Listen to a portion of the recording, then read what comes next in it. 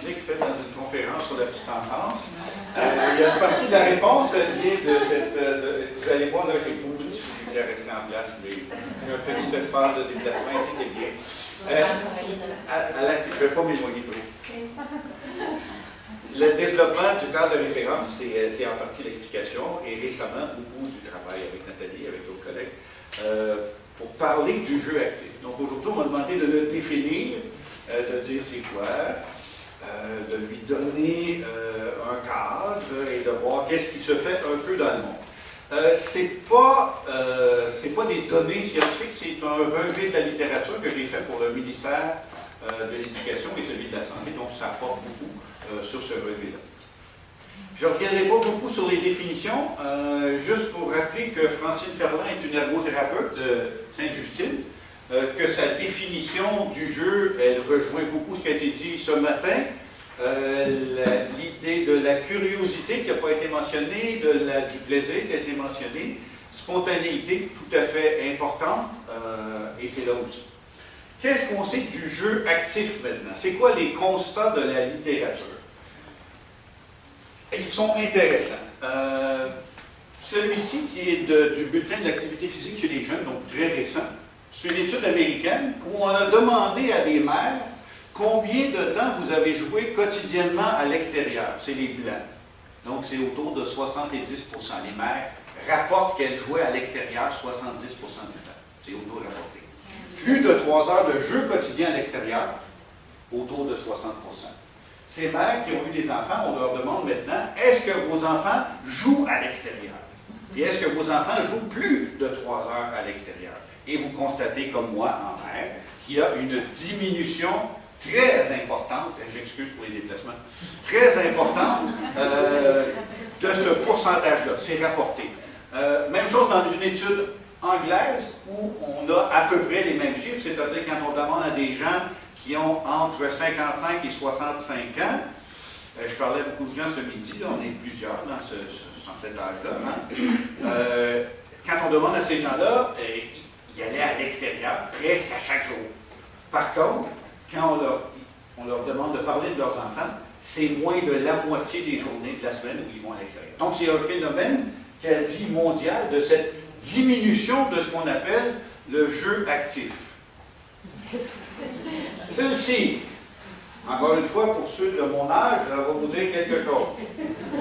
Ma mère me crie sur le pas, c'est pas de moi, ma mère me crie sur le pas de la porte, d'un mot je me lève, je ramasse mon vélo, salue les voisins, à tantôt, puis je quitte le sous-bois sur ma monture, empruntant le sentier qui me mène directement à la maison. Cette scène qui se déroulait presque quotidiennement sur la rue Pérodo à Québec, où j'ai grandi, vous est sûrement familière, mais elle ne fait pas partie de la vie de mon fils. C'est François Cardinal qui dit ça dans son livre, sur le déficit de la nature. Pourquoi il dit ça? Ben, il y a un ensemble de raisons. François Cardinal n'est pas le seul à avoir parlé du déficit de la nature. Le premier, c'est Richard Love, c'est un Américain, qui a parlé de cette affaire que nos enfants ne connaissent plus le milieu extérieur, n'y vont plus. Il y a plusieurs raisons. Hein? Il y a l'urbanisation, c'est-à-dire que les espaces verts sont devenus des espaces asphaltés ou cimentés. Il y a la place de la vidéo, de la télé, qui occupe une place très importante. Et il y a une dimension de sécurité sur laquelle je vais revenir plus tard. Mais c'est des facteurs explicatifs de ce déficit de la nature sur lequel maintenant beaucoup de gens commencent à se pencher et à dire peut-être qu'on pourrait revenir en arrière. Moi, j'ai fait les scouts, il y en a peut-être d'autres qui ont fait ça, les scouts ou les guides. Honnêtement, quand on a fait les scouts et les guides, on n'avait pas de déficit de la nature. On avait un contact direct avec la nature. Une des choses qui a beaucoup changé dans les dernières années, c'est les inscriptions chez les scouts. Ça a chuté dramatiquement. Qu'est-ce qu'on sait maintenant quand on mesure objectivement le temps de jeu actif ou le temps actif des enfants dans des milieux de guerre? C'est une étude américaine avec un échantillon important, presque 250 enfants. Donc, c'est important là, comme mesure. Il y a deux choses dans cette étude-là. Pourquoi je la présente? Il y a la mesure objective du mouvement, qui est faite par accélérométrie. Un accéléromètre, c'est un podomètre sophistiqué, ça mesure le mouvement des enfants dans un axe, mais tous les mouvements. Donc, on n'en perd pas beaucoup. Et on a aussi mesuré le développement des habiletés motrices fondamentales des enfants dans cette étude-là. Donc, ils s'en sont où dans leur capacité à courir, grimper, sauter? Ils sont où dans leur développement? Est-ce qu'ils sont dans la norme? Est-ce qu'ils sont un tout petit peu en retard ou ils sont en avance? Ça dit ça, ces mesures-là. Et elles sont formalisées. Donc, on a aussi, dans cette étude-là, puis avec ces auteurs-là, défini c'est quoi de l'activité physique sédentaire, c'est-à-dire à peu près une trentaine d'unités qu'on mesure par l'accéléromètre. Puis à l'autre bout, quand on est très actif, des activités physiques d'intensité moyenne ou élevée, vous allez le revoir souvent, on est à 420 unités là, par 15 secondes. Donc c'est beaucoup de mouvements. Qu'est-ce que ça dit? Ça dit ceci, que les enfants passent près de 55% de leur temps dans des comportements sédentaires, c'est-à-dire qu'ils ne bougent pas, qu'on n'enregistre rien sur l'accéléromètre. Ce 55%-là, tout le monde, quand je le présente partout, là, ils disent « ça se peut pas ». Parce que les enfants, ça bouge tout le temps. Et les données, qu'elles soient américaines, australiennes ou québécoises, elles disent à peu près tous la même chose. Elles disent qu'elles sont plus sédentaires. Autre élément important, il y a une petite corrélation, mais elle est significative entre les scores obtenus pour les habiletés motrices fondamentales, c'est-à-dire le niveau de développement, qui est en lien avec le fait qu'on bouge plus, qu'on en fait plus, et le niveau d'activité physique. C'est des toutes petites valeurs de 2%, autour de 2%, mais quand on les rapporte sur une semaine typique, ça fait presque 80 minutes d'une activité physique beaucoup plus intense qui profite au développement moteur. Donc, c'est significatif sur une période passablement plus longue.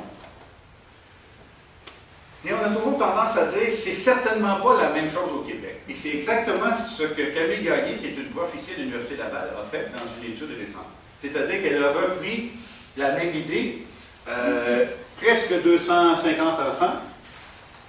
On a posé des questions aux éducatrices pour savoir quelles étaient leurs motivations à faire bouger les enfants. Et on a mesuré aussi, avec un accéléromètre, leur niveau d'activité physique.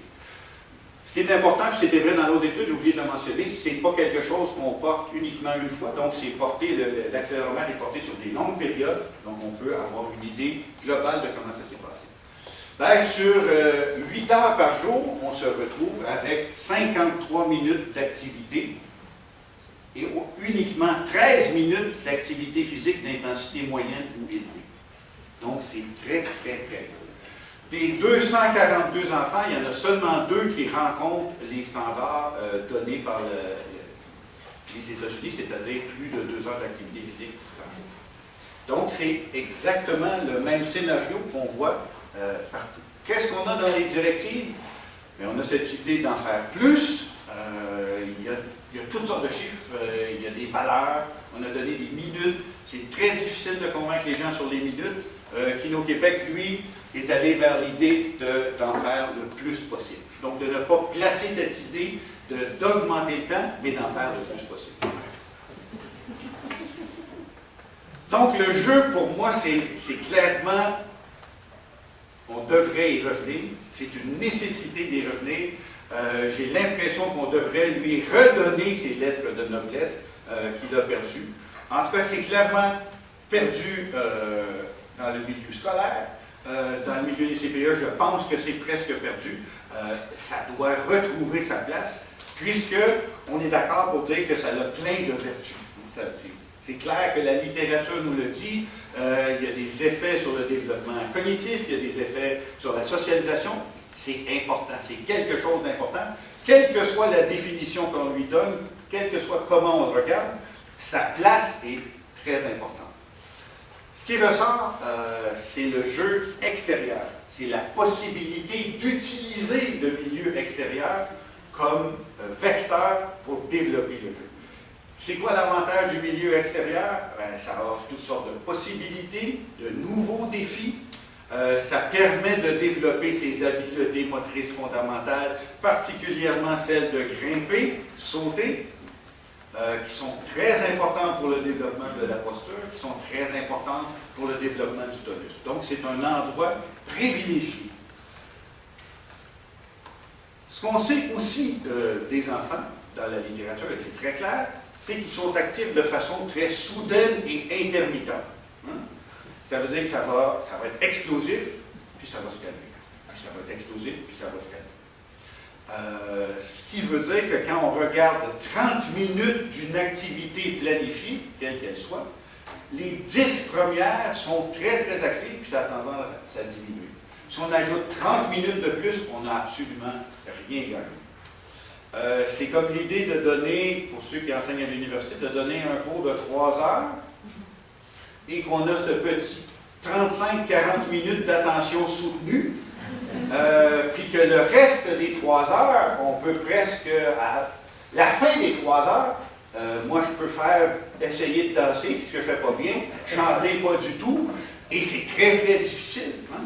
Comme présentement, là, ça fait longtemps que vous êtes assis, ça fait longtemps que vous écoutez des gens, c'est clair que votre capacité à m'écouter a diminué, il n'y a aucun doute dans mon esprit.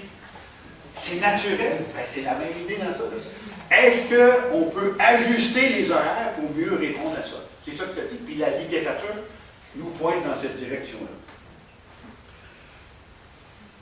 L'autre élément intéressant dans le jeu actif, c'est celui-ci. C'est la prise de risque. Et au début, je pensais qu'il y avait très peu de gens qui s'intéressent à la prise de risque, mais il y en a de plus en plus. Cette image-là, je ne l'ai pas choisie de façon... je l'ai choisie parce qu'elle marque quelque chose, n'est-ce pas? Elle marque d'une part une certaine forme de danger. Pour ceux qui ne l'ont pas vu, c'est 2 blocs de béton. Et le non-verbal du petit garçon nous dit quoi? Hein? Il nous dit là qu'il est prêt à sauter. Et qu'il va probablement sauter. C'est ça, ça dit. Donc, il va prendre le risque et qu'il va atterrir. Donc, on utilise, ou les enfants utilisent le jeu pour vérifier leurs limites. Hein? Puis ça leur permet d'aller au-delà, de développer des nouvelles habiletés. Et ça, c'est très, très important. Puis quand on apprend quelque chose, c'est normal d'aller au-delà de ses limites. Pensez à votre apprentissage du vélo, parce que presque tout le monde, vous l'avez appris, le vélo. Et dans l'apprentissage du vélo, il y a une constante pour tout le monde. C'est que vous avez tous tombé et ça a fait mal. Hein? C'est vrai. Et ça fait partie de cet apprentissage d'habileté motrice nouvelle. Ben, il y a des gens, entre autres, Sanseter, qui est un Norvégien, qui s'intéresse aux jeux risqués. Puis François va en parler tantôt, mais lui, il a fait une catégorisation des jeux risqués. Puis dans les jeux risqués, il y a évidemment trouvé sauter et grimper. Puis ce qui est très intéressant, c'est que oui, les enfants, ils reconnaissent qu'il y a du danger, mais ça les intéresse beaucoup. Et ils ont une motivation à faire ça. Puis dans le reste des catégories, il y a d'aller dans des endroits dangereux, d'aller près d'un ruisseau, d'aller dans des endroits où il n'y a pas d'adultes. Donc, c'est ça les catégories des jeux dits risqués. Ce qu'il a aussi fait, c'est qu'il a fait une petite étude. En fait, il a fait des questionnaires avec des éducatrices et des éducateurs qui sont dans ce qu'on appelle des centres de la petite enfance pleine nature. Il en existe en Norvège, il en existe en Suède, c'est-à-dire que les enfants vont passer entre 6 et 8 heures à l'extérieur, avec évidemment un endroit pour se tenir au chaud, mais ils vont passer la grande majorité de leur temps à l'extérieur.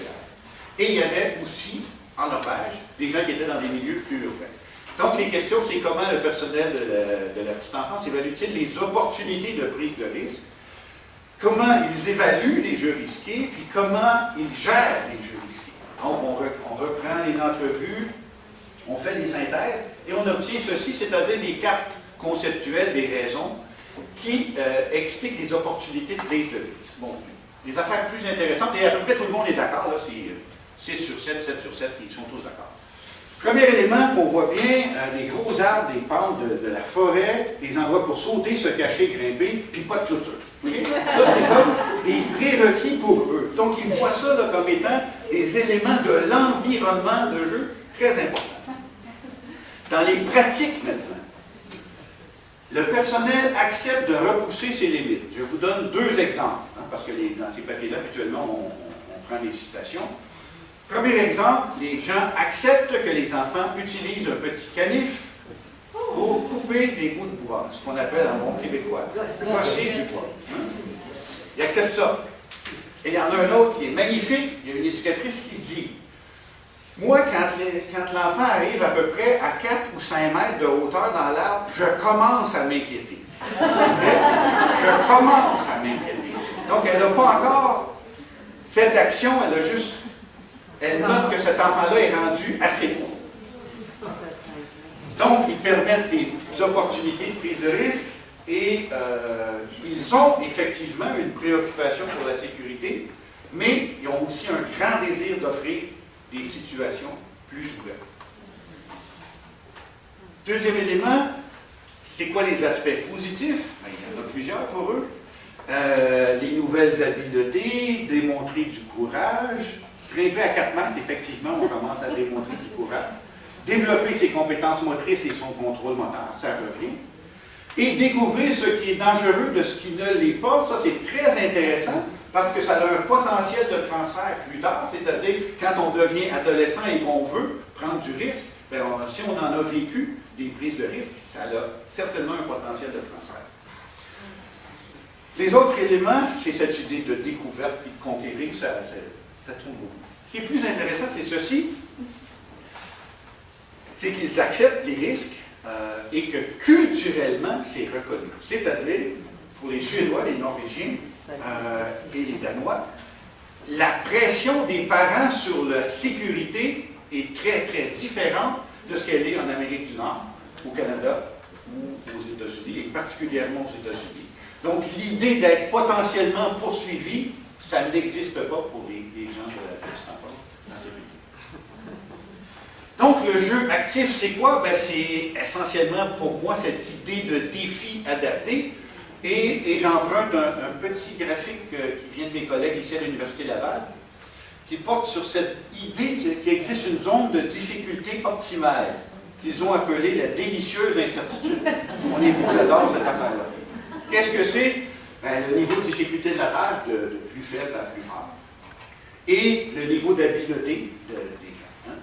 Fait que si vous êtes un prof, là, vous avez certainement déjà été à quelque part ici, là, hein, où vous aviez l'impression de ne générer que de l'inquiétude et de l'ennui ou de l'anxiété chez vos étudiants. Et si vous êtes à l'autre bout, vous avez un très haut niveau d'habileté et que la tâche est trop facile, c'est très ennuyeux. Par contre, ce qui est plus intéressant, hein, c'est cette énorme zone où on peut travailler, où on peut offrir des défis, où on peut modifier l'environnement pour offrir des choses qui vont permettre le développement de l'enfant. Celle-ci, le message est très clair. Elle dit une chose, plus on peut offrir du petit matériel, ballon, cerceau, corde, plus les activités physiques d'intensité moyenne et élevée vont augmenter, plus il va y en avoir. Puis plus il y a des équipements fixes, ben, plus il y a des activités sédentaires. Une des explications, c'est que les enfants ils se retrouvent en dessous des structures et qu'ils ont peu d'interaction. C'est une des explications. Comment maintenant les éducatrices perçoivent l'activité physique? Il y a des choses très intéressantes. C'est des groupes de discussion d'éducatrices dans la région de London, en Ontario. La structure est très semblable au Québec. Une très, très grande majorité d'éducatrices sont convaincues que l'activité physique, d'être physiquement actif, c'est très important. Par contre, la moitié d'entre eux ne sont pas satisfaites de l'environnement qu'elles possèdent. Donc, elles trouvent que l'environnement physique ne leur permet pas d'offrir des occasions pour les enfants d'être actifs. Autre élément, la majorité des éducatrices pensent que les enfants sont très actifs et qu'ils atteignent et dépassent les recommandations de 120 minutes pour les activités physiques quotidiennes. Et il faut se rappeler que les données ne nous disent pas cela, donc elles nous disent qu'ils sont très, très peu actifs. Au Québec, ça ressemblait à 50 quelques minutes. Et que le partenariat avec les parents est nécessaire, très important, qui va permettre de poursuivre le travail qu'elles font en termes d'activité physique. Celle-ci, je l'ai replacée parce que dans ma recension de la littérature, je suis retourné dans les documents du ministère de la Famille et des Aînés, qui est celui qui gère les CPE. Et on retrouve ceci, là, c'est textuel. De prendre part et de soutenir les jeux des enfants, de manifester son intérêt pour les jeux extérieurs en continuant à travailler et à dialoguer, de favoriser une approche teintée d'un enthousiasme naturel. Ça, je pense qu'il y a juste un fonctionnaire qui peut écrire ça. Et la dernière, de s'habiller de façon à pouvoir grimper, rouler, creuser et participer aux activités des enfants. Moi, celle-là, elle m'a beaucoup surpris. C'est textuel de celui du ministère. Quelles sont les barrières maintenant? J'ai quelques minutes encore, là? Oui. Les barrières, il y en a une qui est cette idée des grandes inquiétudes liées à la sécurité. Encore là, c'est des questionnaires auprès d'un assez grand nombre d'éducatrices aux États-Unis et elles rapportent ce qu'on a parlé ce matin, c'est-à-dire la pression des parents pour que les jeux soient sécuritaires, pour que tout soit sécuritaire. Et elles vivent avec cette pression de la sécurité. Bon, les contraintes financières, oui, et des grandes emphases sur les jeux de table, bricolage, on l'a dit ce matin, qui occupent une place importante. C'est ça, les jeux de table, essentiellement, ils sont de nature sédentaire. Dans les CPE, vous devez vivre avec les normes CSA, des normes de sécurité. Donc, vous avez des gens qui ont ces normes qui ont été établies.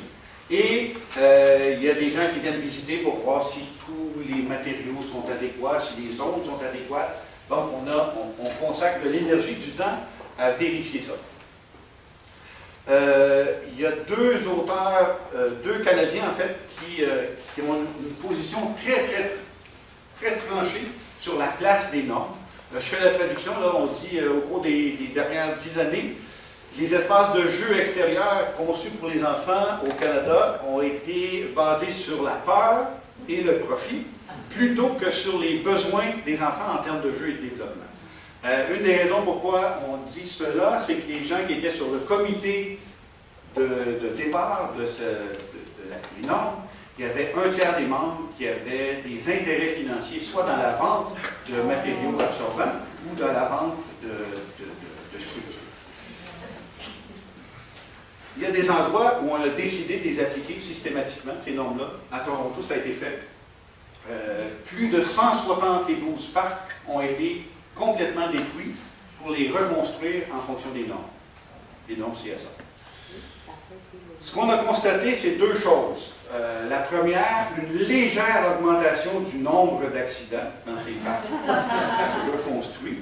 Et la deuxième, plus importante, c'est que de moins en moins de fréquentation, c'est-à-dire qu'ils sont conçus sécuritairement, mais ils n'ont pas d'intérêt pour les gens qui les fréquentent, ou ils offrent très peu de défis.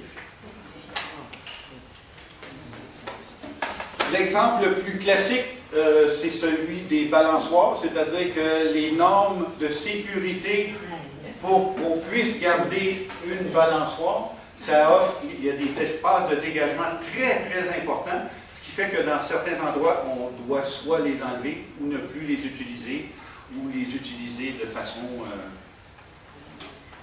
en étant sûr que l'inspecteur ne passera pas. Mais la norme, elle est excessive pour un objet qui est encore là pas très dangereux à mon point de vue. Est-ce qu'il y a d'autres façons de voir? Il y a certainement d'autres façons de voir. Les Anglais ont développé toute une approche sur l'idée de comment on peut construire les environnements de jeu. Ce qui est très intéressant dans ce texte-là, c'est qu'on a réuni un très grand nombre d'experts, des gens gens qui font le design des espaces de jeu, des éducateurs physiques, des gens des CPE, des gens du loisir. Il y a beaucoup de gens qui se sont intéressés à ça. On y a investi passablement d'argent. Et ça a donné ceci, c'est-à-dire la construction d'espaces de jeu où on s'est réapproprié la nature. Hein? On n'a pas fait de si gros changements, on a juste réutilisé ce qui était habituellement dans la nature. Moi, j'aime beaucoup celle-ci parce qu'on a comme replacé aussi toute l'idée que si on va être dehors, il y a des petites chances qu'on soit dans la boue et qu'on puisse se salir et que c'est pas une conséquence dramatique. Puis qu'il y a la place des parents et toute cette interaction, elle est très importante. Donc, c'est une toute autre façon de voir les espaces de jeu, de voir des défis et d'offrir des défis aux enfants. Quand on regarde ces images-là, c'est exactement la même idée, avec très très peu de moyens. Hein. Ici, il n'y en a pas de moyens. Hein. On saute par-dessus un ruisseau, c'est une vieille affaire. Ça, c'est des jeux extérieurs. Grimper aux arbres, c'est la même chose. Ici, je suis allé un peu fort là, avec le marteau et les clous. Mais c'est cette idée-là que les défis, ils sont partout. C'est qu'on a peut-être oublié que c'était très naturel, toutes ces activités-là, pour développer des habiletés excessivement importantes. Ces fameuses habiletés motrices-là, oui, elles sont importantes quand on est petit, mais il ne faut pas oublier que c'est celles-là qui vont nous permettre de construire toutes nos autres habiletés motrices, toutes celles qui vont nous permettre de vivre avec notre corps, puis de l'utiliser, puis avoir des loisirs actifs, puis d'être plus content. Ça part dans cette idée de les développer quand on est très petit. Merci.